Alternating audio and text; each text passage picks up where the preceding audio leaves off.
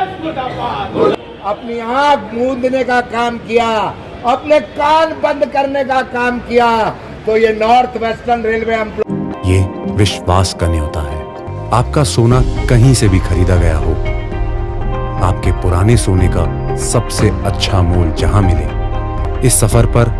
हम और आप हर कदम साथ चलेंगे। ये तनिष्क का न्योता है, ये टाटा का भरोसा है। पिछले लंबे समय से मंडल रेल चिकित्सालय में जिस तरीके से अव्यवस्थाएं फैली हुई हैं, मरीजों को ना तो चिकित्सा सुविधा समय पर मिल पा रही है, ना डॉक्टर समय पर मिल पा रहे हैं, ना दवाइयाँ समय पर मिल रही है। हालत बद से बदतर होती चली जा रही है और north western railway employees union ने हर स्तर पर इस मुद्दे को उठाने का काम किया। सीएमएस महोदय से कई बार बैठक करके, मंडल रेल प्रबंधक की पीएनएम के माध्यम से इस इशू को उठाने का काम किया। मुख्यालय स्तर पर भी जनरल मैनेजर के सामने जो पीएनएम है, उस पीएनएम में भी हमने ये व्यवस्था में सुधार की मांग को रखते हुए इश्यूज उठाने के काम किए। लेकिन ऐसा लगता है कि चाहे मुख्यालय प्रशासन हो या इस मंडल का प्रशासन हो या हॉस्पिटल का चिकित्सालय प्रशासन हो, किसी को भी मरीज की चिंता नहीं है और कोई भी इस व्यवस्था में सुधार करने के लिए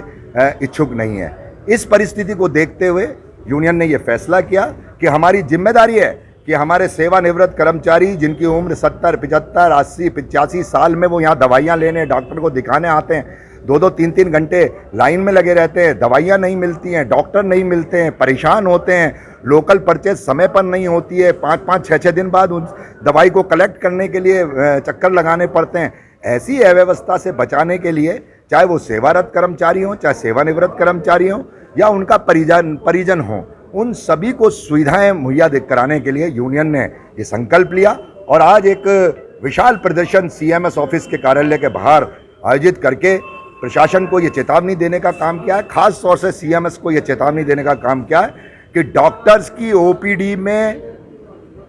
उपलब्धता सुनिश्चित करे,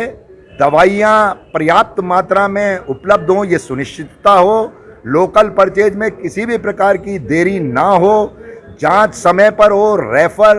रेल कर्मचारी की इच्छा के अनुसार हो। इन तमाम बातों को, इन व्यवस्थाओं को सुधारने का काम हो जाए, वरना north western railway employees union का झंडा और डंडा उन्हें बहुत अच्छी तरीके से समझाने का काम करेगा। अच्छा, ये बताइए, जांचों के नाम पर ले जाते हैं और फिर उनको एम्बुलेंस लेने नहीं आती है, शाम को 6 बजे ही लेने जाती है। अव्यवस्था इस प्रकार की है और मुझे ये कहते हुए भी कोई संकोच नहीं है कि चिकित्सा प्रशासन, क्योंकि यहाँ पर सब कुछ अनुबंधित हॉस्पिटल्स ठेके व्यवस्थाओं में हो गया है, तो ये सब ठेकेदारों में, अनुबंध में, एमएयू में और इनसे इनको क्या लाभ मिल रहा है उस लाभ में फंसे हुए रहते हैं। इसलिए मरीजों की किसी को चिंता नहीं है। चिंता इस बात की है कि हमारा अनुबंध सही चलता रहे, हमारे रेफरल सही होते रहें, हमारे